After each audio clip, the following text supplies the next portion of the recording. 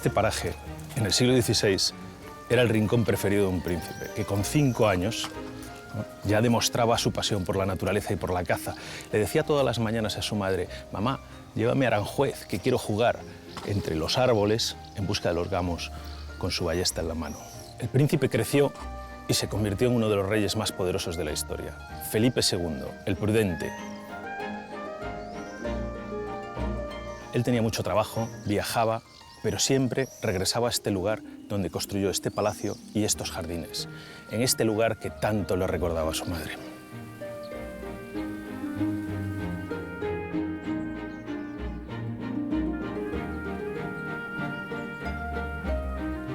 ¿Por qué el gobernante del mayor imperio conocido dedicaría tanto tiempo a unos jardines? ¿Cómo consiguió crear una de las mayores obras de jardinería del Renacimiento? ¿Qué distingue a este jardín de los jardines europeos de su época? ¿Y por qué lo hizo aquí, en mitad de la meseta castellana? ¿Qué tenía de especial este lugar? En esta visita veremos cómo se creó el jardín de la isla de Aranjuez. Una porción de tierra de 25 hectáreas de extensión, bañada por las aguas del imponente río Tajo.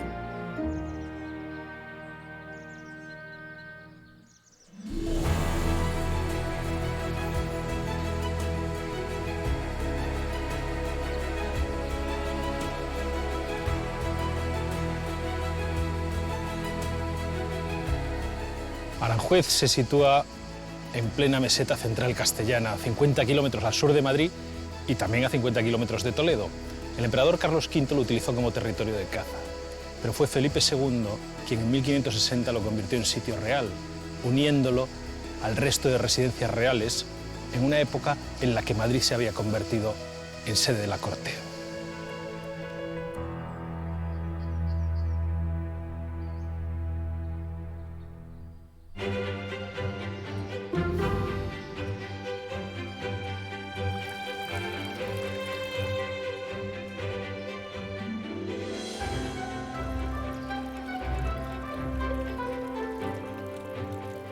Bueno, entramos en el Jardín del Rey. Aprovechando que veo esta fuente, me voy a refrescar un poquito, que hace un calor tremendo. Esta es una fuente de jaspe que trajo Felipe II. Es una fuente verde preciosa y que nos está marcando un poco el camino hacia Felipe II.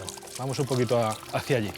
Juan Bautista de Toledo fue el arquitecto de Felipe II y fue el arquitecto que le construyó prácticamente todos los palacios, incluido el monasterio del Escorial. ¿Qué sucede? Que Juan Bautista de Toledo murió antes de verlo terminado. Incluso este palacio también, como el monasterio del Escorial. Pero lo que sí pudo ver es esta parte de aquí, este Jardín del Rey y estas fachadas que iluminan los aposentos reales.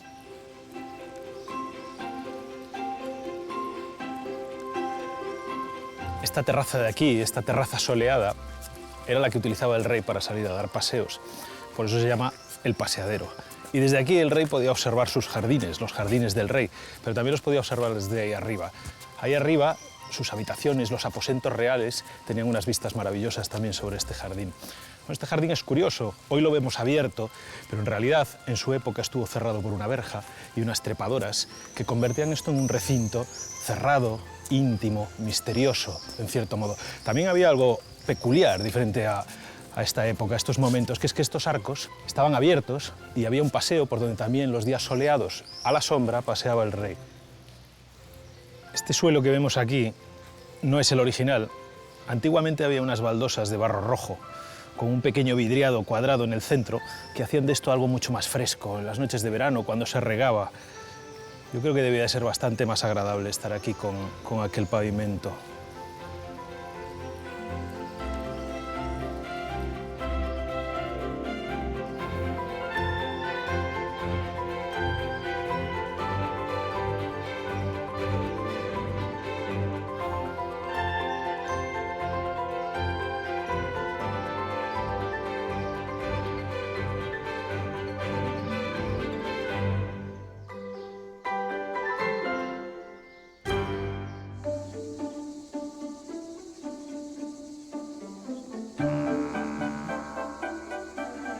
Es increíble el olor de los tilos, el murmullo del agua, el canto de los mirlos. Esto no es el paraíso, pero se le parece bastante.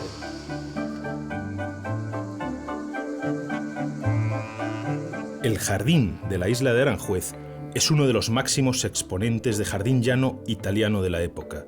Debe su nombre a su peculiar localización, en un terreno rodeado por el Tajo.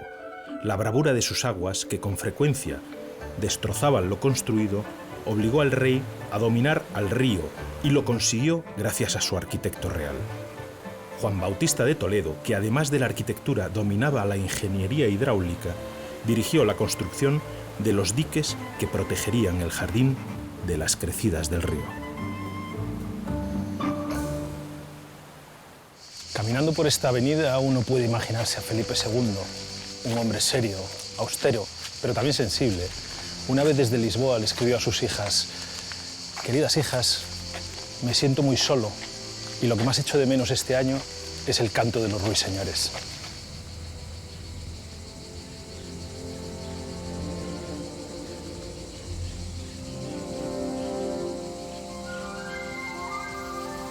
Estamos delante de la fuente de las arpías. Las arpías, que son esas figuras que están encima de las columnas clásicas, son esas señoras que echan el agua a una figurita que hay en el centro, que es el espinario, que verdaderamente es el que le da el nombre a esta fuente. Además tiene un valor sentimental importante, porque el cardenal Giovanni Ricci se lo regaló a Felipe II. Es curioso, esta estatua nos está contando algo. Si os fijáis en el pelo de la estatua, lo tiene horizontal. Más o menos parece que pertenece a una figura que estaba erguida, que estaba de pie. Sin embargo, el espinario, como veis, está inclinado intentando sacarse una espina. Bueno, aquí hay una extrañeza que viene del siglo I a.C. De ahí viene un poco la figura original del espinario.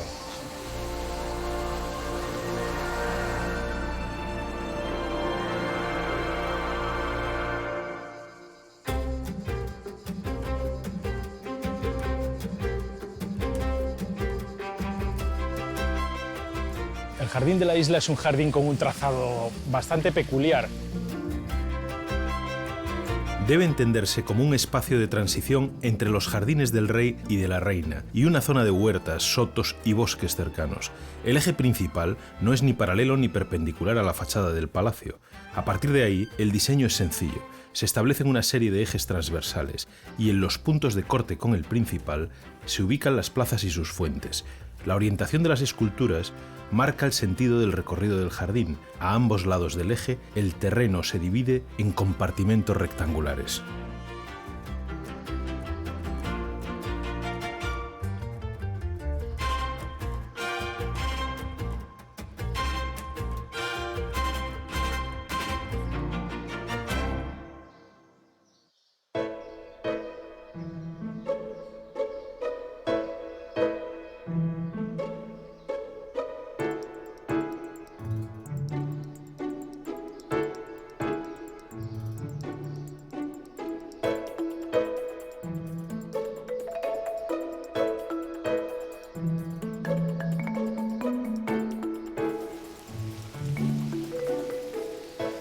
Desde aquí se respira el poder absoluto de Felipe II con esta perspectiva infinita del Renacimiento. Felipe II no solo se quedaba con la estética de la naturaleza, sino que también buscaba su utilidad. Mira Almudena, mira, aquí tenemos plantas, tenemos animales, tenemos hasta frutas de todo tipo, bueno, todo como muy exótico, ¿no? Yo creo que algo así debía de haber, gracias a los viajes de Felipe II, ¿no? En su época, que podíamos encontrar en Aranjuez todo este tipo de cosas, aunque esto es del siglo XVIII, ya lo sabemos, pero podíamos encontrar cosas parecidas, ¿no? Sí. ¿Qué es lo que trajo en sus viajes Felipe II? Felipe II siempre nos lo han vendido como un rey muy adusto, pero en realidad era un rey amante de la naturaleza, de las plantas, y se le llega a conocer como un rey antófilo, rey amante de las flores. Trajo también animales de Flandes, como los cisnes, y luego también algunas plantas muy exóticas en aquel momento, como puede ser el tulipán, los bulbos de tulipanes, que fue Aranjuez uno de los primeros sitios que los tuvo en Europa. Sé que también se destilaba aquí. Comienzan a destilar bien en agua o bien en aceite muchas de las plantas de Aranjuez, las plantas aromáticas, podríamos decir, actuales. ¿Qué me dices? Sí. ¿Ah? ¿Romero? Sí. ¿Rosa? ¿Me has dicho? Sí, mira, sí. Mira lo que tengo aquí. Y no estaba preparado. Mira. A ver qué No me lo puedo creer. A ver qué me cuentas de esto. Esto es el romero. Sí. Y esta es una rosita que he traído para ti. Qué para que bien, nos cuentes algo sobre la rosa. Muchas gracias. Pues en los jardines había plantas, como decimos, aromáticas, como puede ser el romero, y que se destilaban en Aranjuez. Hay que pensar que entre las plantas que trajo Felipe II a Aranjuez estaban, por ejemplo, los tilos, que es un árbol que ahora lo vemos en muchos de los jardines, pero en aquel momento era algo exótico, y cuando las reinas iban a tener descendencia, estaban embarazadas para el parto, todavía no habían crecido suficientemente los tilos de Aranjuez. Ajá. Y lo que hace el cardenal Granvela, que era el que había enviado a este jardinero el Beque, desde su jardín de Bruselas, hace enviar en un frasco de plata preciosísimo una destilación de agua de tilo para mitigar los dolores que pudieran tener las reinas en el parto, las rosas mosquetas, las rosas de Alejandría, que se destilaban y que se conseguían, por una parte, un agua para perfumar el guardarropa real, y por otra parte una solución que era muy útil para la farmacia o la botica que estaba en el Alcázar de Madrid. Vamos a ver qué se ve desde la ventana. Sí.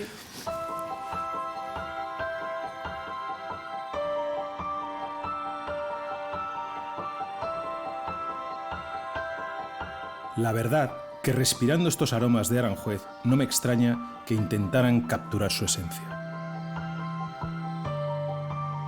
Felipe II, durante su primer viaje a Europa, siendo aún príncipe, pasó varios años recorriendo los dominios de su padre, el emperador, y volvió a España cautivado por la belleza de los jardines que conoció, especialmente en Bruselas. Eran jardines geométricos, pulcros y verdes, cuidadosamente decorados, con compartimentos adornados con flores, laberintos, fuentes y esculturas. Por ese motivo, Felipe II mandó traer a España jardineros flamencos. Así fue como Juan Holbeck se convirtió en el jardinero mayor. Él marcaba sobre el terreno los compartimentos diseñados por el arquitecto real, y los peones que tenía a su cargo se ocupaban de la plantación.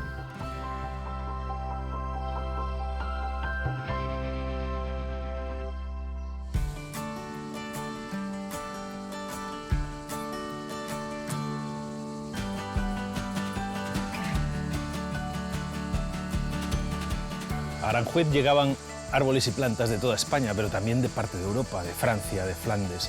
Bueno, aquí trajeron un poco de todo: magnolios, madroños, acacias, secuoyas, pero también algunas plantas interesantes: dalias, lilas, lirios, alegrías, mosquetas también. Esto era un espectáculo, parecía, la verdad, es que un cuadro digno del mejor Monet.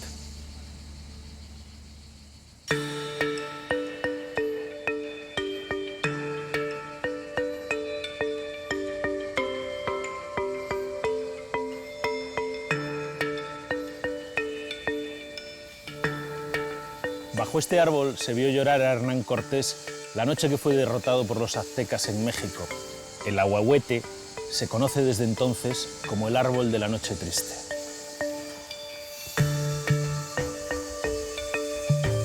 Este árbol tiene unos 45 metros de altura y unos 235 años aproximadamente. Y la verdad es que es uno de los más grandes e imponentes de Aranjuez.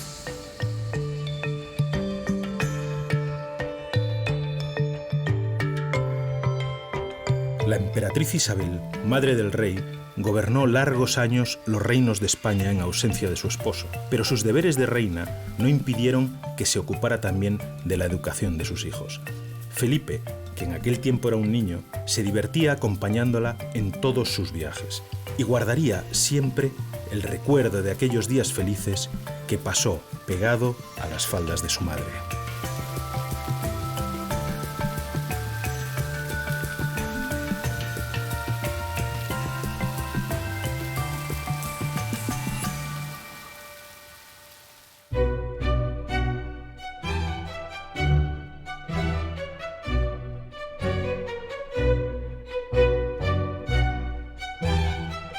Felipe II siempre fue un gran aficionado a la lectura. Leyó libros de una amplia variedad de materias, incluso aquellos que prohibía la Santa Inquisición. De la caballería a la mística, de Amadís de Gaula a las obras de Santa Teresa de Jesús. Con solo 18 años, ya había leído cientos de libros y acumulaba en su biblioteca más de 800 volúmenes.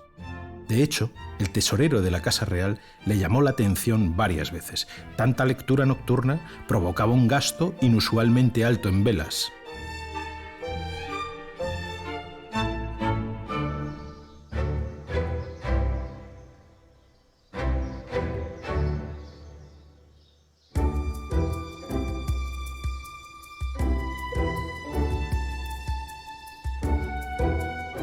Lo que más me fascina del rey es su capacidad para centrar la mirada, para concentrarse. Pues bien podía estar escribiendo una orden para lanzar a 50.000, 60.000 soldados a Flandes, como de repente podía estar escribiendo acto seguido al jardinero real para preguntarle si cantaban o no cantaban los francolines. Lo que más le importaba era cómo traer agua a estas zonas de cultivo y especialmente a las fuentes, por estas caceras.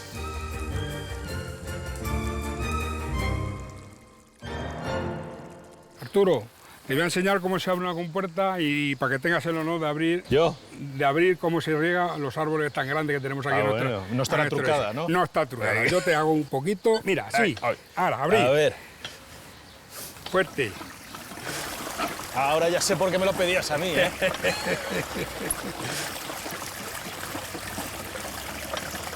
Sale con fuerza. Ahí vale. Ya vale. Ahí está. A la vez está llegando para allá y ahora ya hace su carga y ya retrocede y se va, entrando a las caceras. Mira cómo va inundando. ¿Esto lo supera alguna vez? No. ¿Superamos este nivel? No. O sea, que digamos esto ya que está calculado para esto.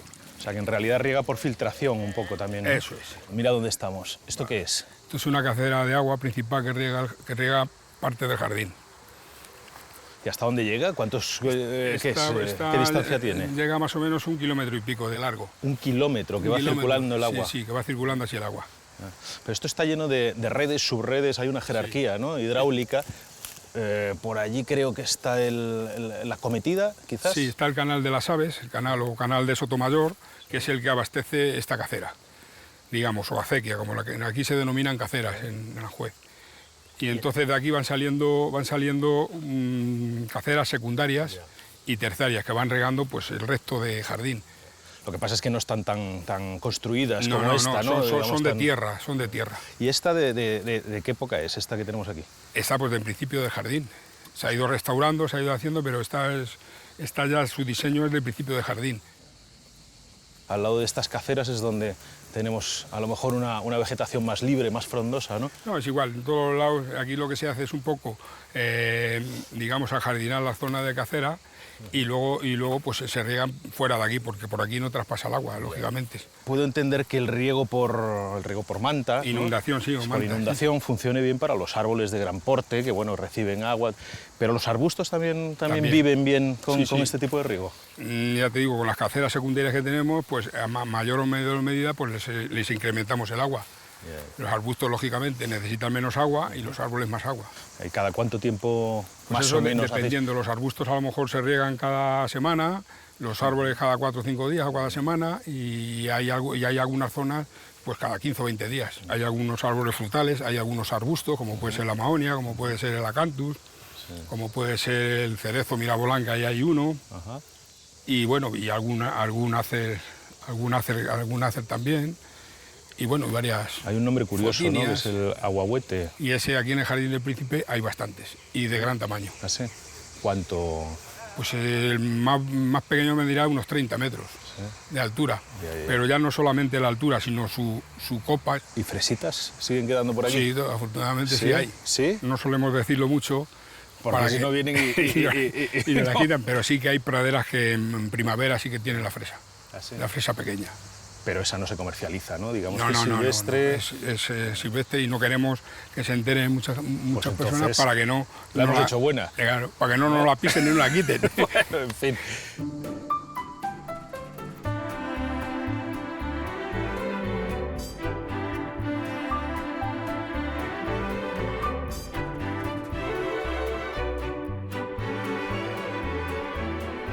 Para el riego de los jardines no se podían emplear las aguas del mar de Ontígola, que son salobres, debido a los yesos y las margas que forman su suelo. Se utilizaban solo para alimentar las fuentes ornamentales y se regaba con el agua dulce del Tajo.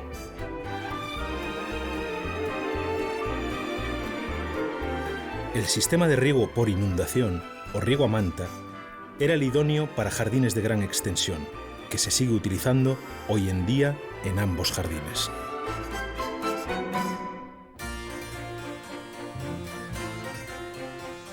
El príncipe, desde muy pequeño, se crió solo rodeado de mujeres. Su madre, sus ayas, sus hermanas, hasta que su padre decidió apartarlo de ellas por aquello que él llamaba el poder de las mujeres. Cuando su madre murió, él tenía apenas 12 años y su padre lo recogió para darle una formación estricta, con sirvientes únicamente masculinos, para convertirlo en lo que después sería el gran rey Felipe II.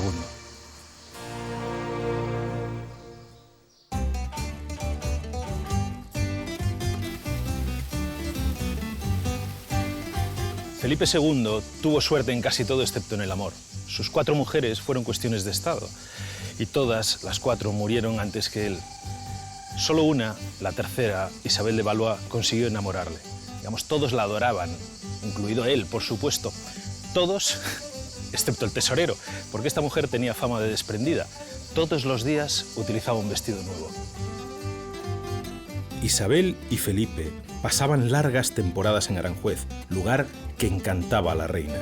A ella le gustaba el arte, la danza, los juegos de mesa, casi cualquier tipo de diversión campestre o palatina. Sin duda, la llamada Reina de la Paz iluminó la corte y al rey dándole el que sería su mayor tesoro, las 2 hijas a las que siempre quiso.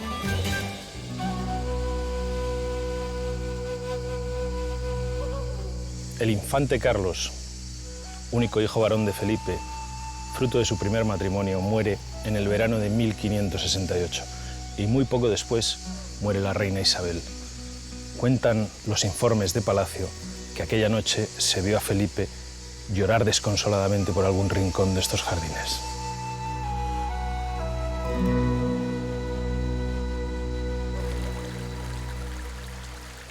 No podía faltar en este jardín de la isla de Aranjuez la figura de Diana, la famosa figura muy propia del Renacimiento. Sin embargo, esta que tenemos aquí es una figura del siglo XVIII. Era la diosa de la caza y a la mayoría de los monarcas de entonces les interesaba cazar, incluido por supuesto a Felipe II, pero también a sus hijas, a las infantas, que les encantaba corretear por ahí con la ballesta en la mano en busca de venados.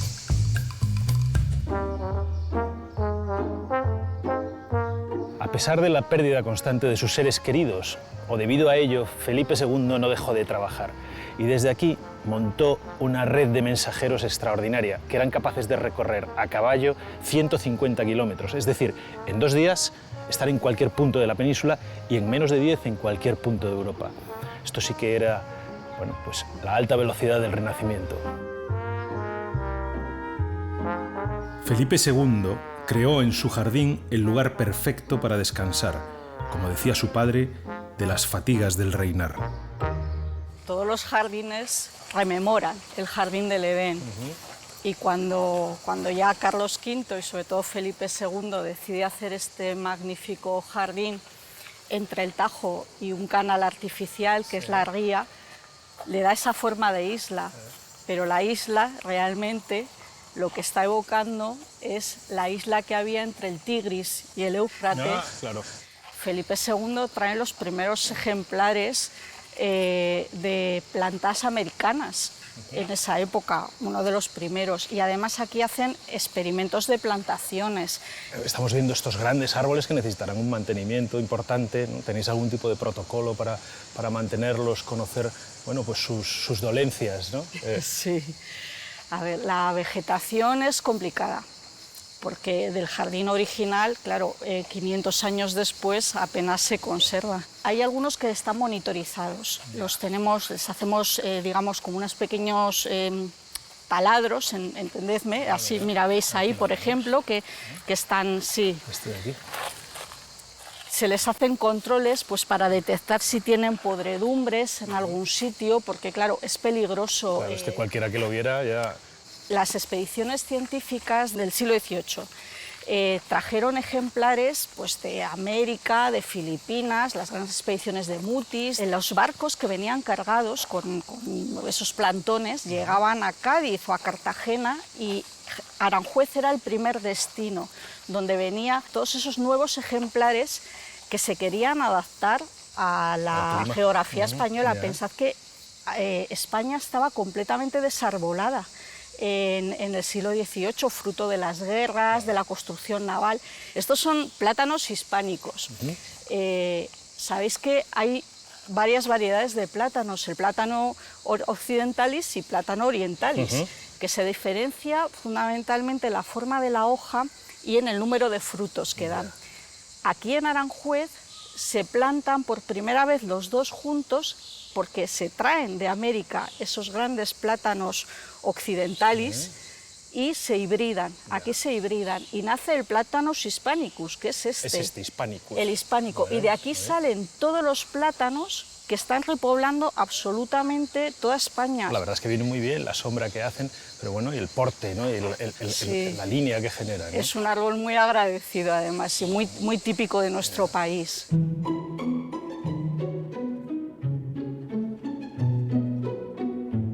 La tremenda formación humanística del rey le llevó a tener una curiosidad sin límites, hasta el punto de querer hacer navegable el río Tajo desde Madrid hasta Lisboa. Pero esto fue realmente una operación imposible. Madrid, puerto fluvial, imposible hasta para un visionario como Felipe II.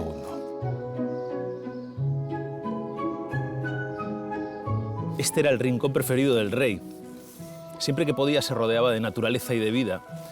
Y su arquitecto real, también ingeniero, Juan Bautista de Toledo, trató de hacer navegable el río desde Madrid hasta Lisboa, pero fue imposible, murió pocos años después. Lo que sí consiguió hacer es una serie de instalaciones hidráulicas, como este embarcadero, también la presa que está junto a Palacio y otras tantas, donde el rey pues, navegaba con sus amistades y sus barcos suntuosos, algo más que este.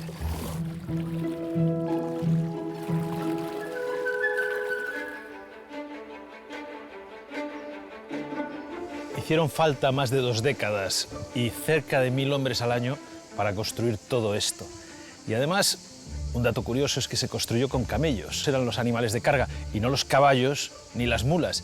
Pero por una sencilla razón, porque los camellos tienen unas pequeñas almohadillas en las patas, precisamente para no dañar los jardines. Entre 1560 y 1580 se plantaron aquí cerca de 220.000 árboles, más o menos los que tenemos hoy en la ciudad de Madrid.